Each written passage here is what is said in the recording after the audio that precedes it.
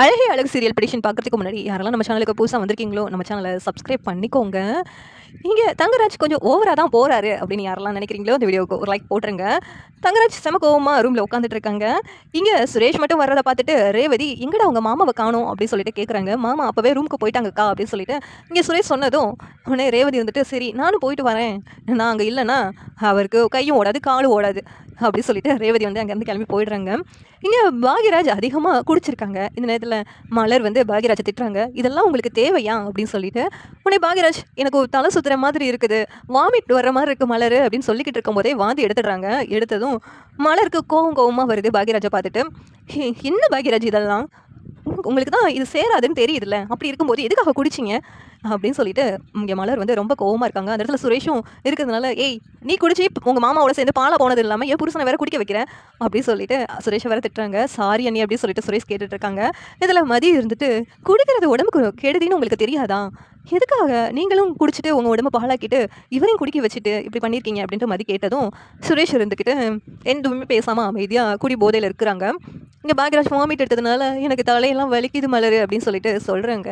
சரி சரி வாங்க ரூமுக்கு போகலாம், அங்கே போய் பார்த்துக்கலாம் அப்படின்னு சொல்லிட்டு இங்கே பாக்யராஜ் வந்து மலர் கை தாங்கலாம் கூப்பிட்டு ரூமுக்கு போகிறாங்க.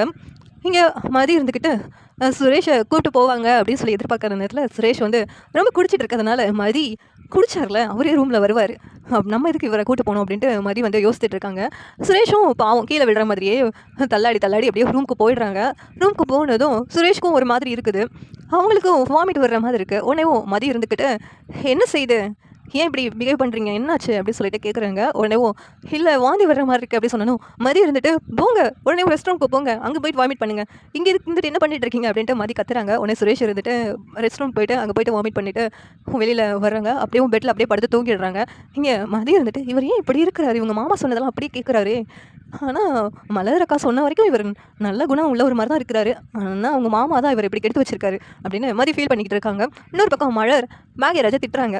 உனக்கு தேவையா பாக்யராஜ் இதெல்லாம், உனக்கெல்லாம் குடிக்கணுமா நீ, இப்போ பாரு நீ தானே கஷ்டப்பட்டுட்டு இருக்க, இதெல்லாம் தேவையா, வந்த இடத்துல சந்தோஷமாக பொண்டாட்டியோடு இருக்கணும்னு தெரியல, அதை விட்டுட்டு குடிச்சிட்டு இப்படியா என்கிட்ட பேசாத பாக்யராஜ் அப்படின்னு சொல்லிட்டு மலர் வந்து பாக்யராஜ் மேலே கோவப்படுறாங்க. உடனே பாக்யராஜ் இருந்துக்கிட்டு இல்லை மலர் என்னை மன்னிச்சிடு மலர், இனிமேல் நான் இந்த மாதிரி குடிக்க மாட்டேன் மலர், அது எனக்கு வருத்தம் தாங்க முடியல அதனால குடிச்சிட்டேன் அப்படின்ட்டு பாக்யராஜ் சொல்லிக்கிட்டு இருக்காங்க.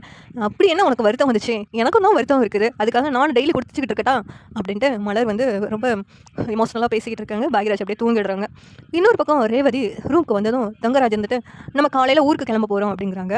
உடனே எதுக்காக ஊருக்கு கிளம்ப போகிறோம் அப்படின்ட்டு ரேவதி கேட்டதும் இல்லை இந்த ட்ரிப்பை எனக்கு பிடிக்கல அதனால் நம்ம ஊருக்கு கிளம்பலாம் அப்படிங்கிறாங்க.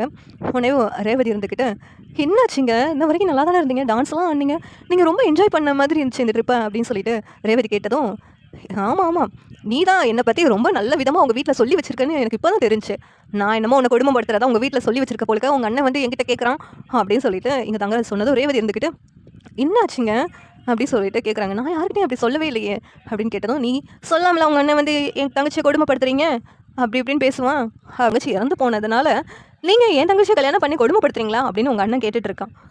நான் உன்னை ஒவ்வொரு நாள் கொடுமைப்படுத்திக்கிட்டா இருக்கேன், அந்த வீட்டில் ராணி மாதிரி உன்னை பார்த்துக்கல அப்படின்ட்டு தங்கராஜ் வந்து ரேவதி கிட்ட கேட்குறாங்க. உன்னை ரேவதி எதுவும் பேசாமல் அமைதியாக இருக்கிறாங்க.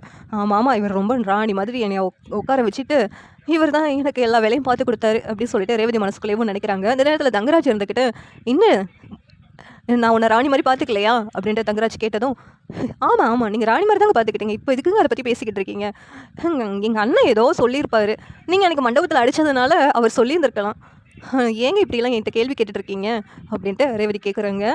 இல்லை இந்த ட்ரிப்பை எனக்கு பிடிக்கல, காலையில் நம்ம ஊருக்கு கிளம்பணும், எல்லாத்தையும் பேக் பண்ணு, உங்கள் அண்ணன் கூட இருந்துட்டு இந்த ட்ரிப்புக்கு வந்தது எனக்கு பிடிக்கல, சுரேஷ்காக தான் நான் வந்தேன், நம்ம கிளம்பலாம் அப்படின்னு சொல்லிட்டு தங்கராஜ் சொல்கிறாங்க. உடனே ரேவதிக்கு என்ன பண்ணன்னு தெரியல. சரி நீங்கள் அவங்கக்கிட்ட சொல்லிட்டீங்களா சுரேஷ்கிட்ட அப்படின்னு கேட்டதும் அதை காலையில் சொல்லிக்கலாம், நீ முதல்ல பேக் பண்ண எல்லாத்தையும் அப்படிங்கிறாங்க. என்னங்க அந்த ட்ரிப்பு நல்லா இருந்துச்சு இல்லைங்க, ஏன் போகணும் அப்படின்ட்டு ரேவதி மறுபடியும் கேட்குறாங்க. உனக்கு உங்கள் அண்ணன் உங்கள் குடும்பத்தோட நீ டைம் ஸ்பெண்ட் பண்ணுறது உனக்கு பிடிச்சிருக்கு, அதனால தானே இந்த ட்ரிப்பு நல்லா இருக்குன்னு சொல்லிக்கிட்டு இருக்க, என் கூட இருக்கிறது உனக்கு பிடிக்கல என்ன அப்படி தானே அப்படின்னு தங்கராஜ் கேட்குறாங்க. உடனே ரேவதி இருந்துக்கிட்டு சரிங்க நான் பேக் பண்ணுறேன் அப்படின்ட்டு பேக் பண்ண ஆரம்பிச்சிடுறாங்க. தங்கராஜ் எல்லாம் கோவத்தோடய இருக்கிறாங்க.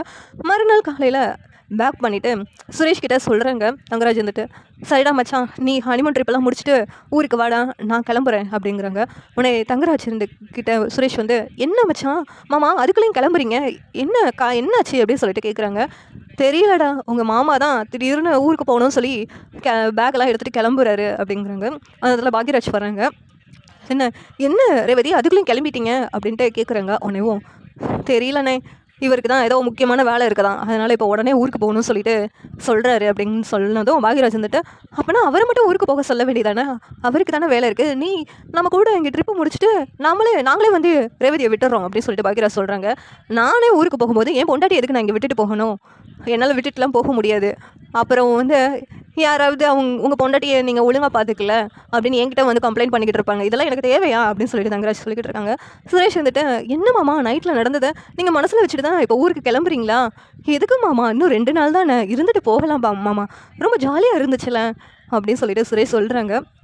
நான் மலர் இருந்துக்கிட்டு, ரேவதி ரேவதி நீ இருந்தால் ரொம்ப நல்லாயிருக்கும், உன் கூட நான் வரணும்னு சொன்னது எனக்கு ரொம்ப சந்தோஷமாக இருந்துச்சு, இப்போ எதுக்கு திடீர்னு கிளம்பிட்டு போகிறேன், அண்ணன் இருங்க அண்ணன், நான் அவர் ஏதாவது பேசியிருந்தால் மன்னிச்சிடுங்க அண்ணன், நீங்கள் உடனே கிளம்பி போகாதீங்க அப்படின்னு சொல்லிட்டு இங்கே மலர் சொல்லிக்கிட்டு இருக்காங்க.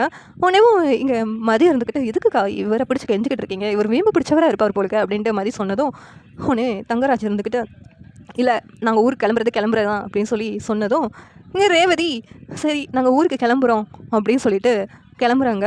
போகாத ரேவதி அப்படின்ட்டு எல்லாரும் சொல்லி பார்க்குறாங்க. என்ன செய்ய, என்னுடைய தலையெழுத்து அதுதானே, இவரை எனக்கு கல்யாணம் பண்ணி வச்சிட்டீங்கல்ல, அதனால் என்னால் எதுவும் பேச முடியாது, எதுவும் பேசினாலும் அவர் பேசுவார் அப்படின்ட்டு ரேவதி சொல்கிறாங்க. உடனே பாக்யராஜ் இருந்துக்கிட்டு, இங்கே பாருங்க இப்போ தெரியுதா என் தங்கச்சி நீங்கள் எந்த நிலமையில வச்சுருக்கீங்கன்னு சொல்லிட்டு அப்படின்னு பாக்யராஜ் சொல்லிக்கிட்டு இருக்காங்க. உடனே தங்கராஜ் இருந்துக்கிட்டு, ஏய் என்ன சொல்லிக்கிட்டு இருக்கேன், எல்லோரும் முன்னாடி இப்படி தான் என்னை பற்றி ரொம்ப மோசமானவன் சொல்லியிருப்ப போலுக்கு, கொடுமைப்படுத்துறவன் சொல்லிட்டு என்ன நினச்சிக்கிட்டு இருக்க அப்படின்ட்டு ரேவதி அடிக்க போகிறாங்க. உடனே இங்கே சுரேஷும் பாக்யராஜும், வேண்டாம் அக்காவை எதுக்கு அடிக்க போகிறீங்கன்னு சொல்லிட்டு தடுக்கிறாங்க. ரேவதி வந்துட்டு, என்னால் எதுக்கு பிரச்சனை, நாங்கள் ஊருக்கு கிளம்புறோம், எனக்கு இதெல்லாம் பழகிடுச்சு, நான் வரேன் அப்படின்ட்டு ரேவதி வந்து அழுதுகிட்டேவும் தங்கராஜ் கூட ஊருக்கு கிளம்பிடுறாங்க. உடனே இங்கே பாக்யராஜ் சுரேஷ் மதி எல்லாரும் ரொம்ப வருத்தப்பட்டு இருக்காங்க. மலர் இருந்துட்டு மதி கிட்ட, ரேவதி இங்கே கூட வரேன்னு சொன்னதும் எனக்கு அவ்வளோ சந்தோஷமாக இருந்துச்சு, இப்போ என்னென்னா சீக்கிரமாக அவள் கிளம்பி போயிட்டா அப்படின்ட்டு வருத்தப்படுறாங்க. உடனே பாக்யராஜ் வந்துட்டு, இதுக்கெல்லாம் காரணம் நான் தான், அவர் கூப்பிட்டு பேசணும்னு சொல்லும்போது நான் பேசியிருக்கக்கூடாது, பேசாமல் அமைதியாக வந்திருக்கணும், அவர் மேலே தப்பை வச்சுக்கிட்டு மற்றவங்களை குறை சொல்கிறதே அவரோட வேலையாயிடுச்சு அப்படின்ட்டு பாக்யராஜ் சொல்லிக்கிட்டு இருக்காங்க.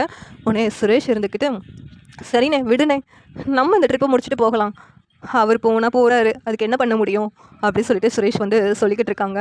இந்த நேரத்தில் மதி இருந்துக்கிட்டு, இன்னும் இவர் இப்படி இருக்கிறாரு, பாவம் ரேவதி அண்ணி அவர் கூட எப்படி தான் இருக்காங்கன்னே தெரியல அப்படின்னு சொல்லிட்டு ரொம்ப வருத்தப்பட்ட மலர்கிட்ட பேசுகிறாங்க. உடனேவும் மலர் இருந்துட்டு, என்ன செய்ய ரேவதி, என்ன செய்ய மதி, ஒரு சிலருக்கு இப்படியும் புருஷங்க அமைஞ்சிருக்காங்க, ஒவ்வொரு பொண்ணோட வாழ்க்கையும் ஒவ்வொரு மாதிரி இருக்குது, ரேவதியோட வாழ்க்கை இப்படி இருக்குது அப்படின்னு சொல்லிட்டு மலர் வந்து சொல்கிறாங்க. உடனேவும் இங்கே பாக்யராஜ் இருந்துக்கிட்டு, பாவம் ரேவதி இருந்ததுனால இந்த ட்ரிப்பு ரொம்ப நல்லாயிருக்கும்னு நானும் நினச்சேன், ரேவதி கிளம்பி போயிட்டா அப்படின்ட்டு பாக்யராஜ் ஃபீல் பண்ணுறாங்க. சுரேஷ் இருந்துட்டு, விடுனே, அது அப்படி இருந்து தான் நம்ம என்ன பண்ணேன், நம்ம 4 பேரும் ஜாலியாக அந்த ட்ரிப்பை என்ஜாய் பண்ணலாம் அப்படின்னு சுரேஷ் வந்து பாக்யராஜுக்கு ஆறுதல் சொல்கிறாங்க. இந்த சீரியல் எப்படி நல்லா இருக்கும் நீங்கள் நினைக்கிறீங்கன்னு கமெண்ட் பண்ணுங்கள். இந்த எப்படி லைக் பண்ணுங்கள், ஷேர் பண்ணுங்கள், சப்ஸ்கிரைப் பண்ணுங்கள். தேங்க்யூ.